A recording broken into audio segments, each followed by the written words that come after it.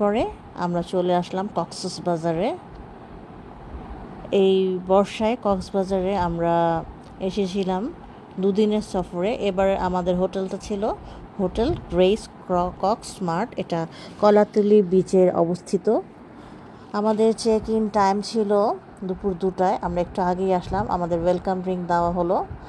এই হোটেলটা আমি বাই ফোনে বুক করেছিলাম। আমরা নিয়েছিলাম একটা কিং ডিলাক্স রুম। এই যে আমাদের রুমটা অলরেডি আপনারা হয়তো দেখেই ফেলেছেন, একটু বেশ নতুনই হোটেলটা। এটা কলাতলির দ্বিতীয় সারিতে অবস্থিত। কুটুমবাড়ি রেস্টুরেন্টটা পার হয়ে মানে গলিতে ঢুকলে সেকেন্ড রোতে এই হোটেলটা।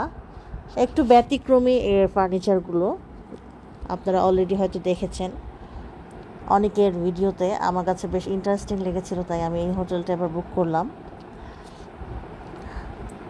আমি ওদের ফেসবুক পেজে নক করে আমি রুমটা বুক করেছিলাম।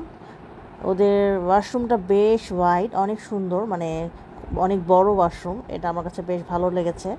একটা ওয়াশরুম কিন্তু অনেক ইম্পর্ট্যান্ট কোনো ট্যুরের জন্য। পরিষ্কার যদি না হয় তাহলে কিন্তু ইউজ করতে ভালো হয় না, লাগে না। এই যে প্রয়োজনীয় সব যা যা দেয় সবই দেওয়া আছে। এটা একটা 4 স্টার মানের হোটেল। ওয়াশরুমটার দেখালাম আপনাদেরকে। আমরা দুটো জুস অর্ডার করেছিলাম এর মধ্যে, আর রুমের সব কিছু আপনাদেরকে দেখিয়ে দিয়েছিলাম। এখানে আমরা কমপ্লিমেন্টারি ব্রেকফাস্ট এখানে থাকে, কিন্তু আমরা ব্রেকফাস্ট ছাড়াই নিয়েছিলাম।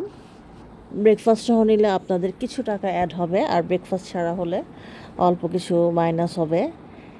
এই অফারে আমরা এই রুমটা কত নিয়েছিলাম যদি জানতে চান তাহলে শেষ পর্যন্ত ভিডিওটা দেখুন। বিকালের দিকে চলে আসলাম কলাতলি সমুদ্র সৈকতে। এখান থেকে কলাতলি বিচটা বেশি কাছে। যাই হোক, আমরা একটু জুস খেয়ে আবার চলে আসলাম রুমে, একটু কফি বানিয়ে খাবো। এখানে টি কফি এগুলো কমপ্লিমেন্টারি, আর বাকি যেসব আইটেমগুলো থাকে চিপস বা অন্যান্য জিনিস সেগুলো কমপ্লিমেন্টারি না, সেগুলো একটা প্রাইস লিস্ট দেওয়া আছে, আপনারা দেখে নেবেন। বিকালে আবার চলে গেলাম আমরা আরেকটা বিচে, লাবণী পয়েন্ট। লাবণী বিচটা কিন্তু কক্সবাজারের সবচেয়ে পুরানো বিচ। এইখানে একটা বেশ জমজমাট একটা রেস্টুরেন্ট আছে, কাসুন্দি, যেটা কল্লোল হোটেলের সাথে। সেখানে আমরা একটু কাবাব ট্রাই করব। এখানে সন্ধ্যার পরে মানে অ্যাম্বিয়েন্সটা আমার কাছে খুবই ভালো লাগে, একটা থাইল্যান্ডের ফিলিংস পাওয়া যায়, লাইভ মিউজিক হয়। কিন্তু এখানে অনেক বেশি মানুষ। এখন মনে হয় বাইরে যাওয়াটা মানুষের বিভিন্ন রাজনৈতিক কারণে বা সিচুয়েশনের কারণে কমে গেছে, তাই কক্সবাজারে সারা বছরই অনেক ভিড়। আমরা এই সময়টা এসেছিলাম, আসলে একটু মনে করেছিলাম যে ফ্রি থাকবে, কিন্তু কোথায়, চারিদিকে খুবই মানুষ, ক্রাউড, মানে অনেক বেশি মানুষ। তবে ভালোই লাগছিল এখানকার পরিবেশটা। এই কল্লোল হোটেলটায় কোনো একটা প্রোগ্রাম চলছিল সম্ভবত, সেই জন্য আজকে একটু বেশি। এখানে আপনারা চাইলে ফিশ এবং অন্যান্য কিছু ট্রাই করতে পারেন। সন্ধ্যার পরে এখানে কাবাবটা বেশি চলে, এছাড়া চাইনিজ আইটেমও রয়েছে। আমরা বাইরে বসেছিলাম কারণ ভেতরে বুক ছিল। চলে যখন এসেছি তাই এখানে একটু খাওয়া দাওয়া করে নিচ্ছিলাম। আমরা একটু মানে কাবাব টাইপের খেতে চাচ্ছিলাম, ওই রকমই দেখছিলাম, টার্কিশ কাবাব খাবো।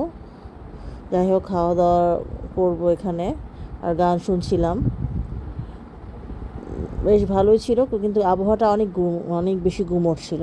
এই যে টার্কিশ কাবাবটা খুবই মজার ছিল, কিন্তু কোয়ান্টিটি অনেক বেশি কম, মানে প্রাইস অনুপাতে এখানে খাবার অনেক কম সার্ভ করা হয়, এতটুকুই বলতে পারি।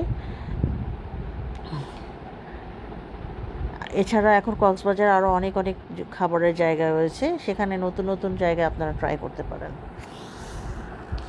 এখানে আসলে অনেক বেশি ক্রাউড হয়, তাই ওরা প্রাইসটাও অনেক বাড়িয়ে দিয়েছে। আমরা এখানে অনেক আগে আমাদের একটা ব্লগ আছে, আপনার চাইলে। যাই হোক, আমরা আমাদের হোটেলে চলে আসলাম।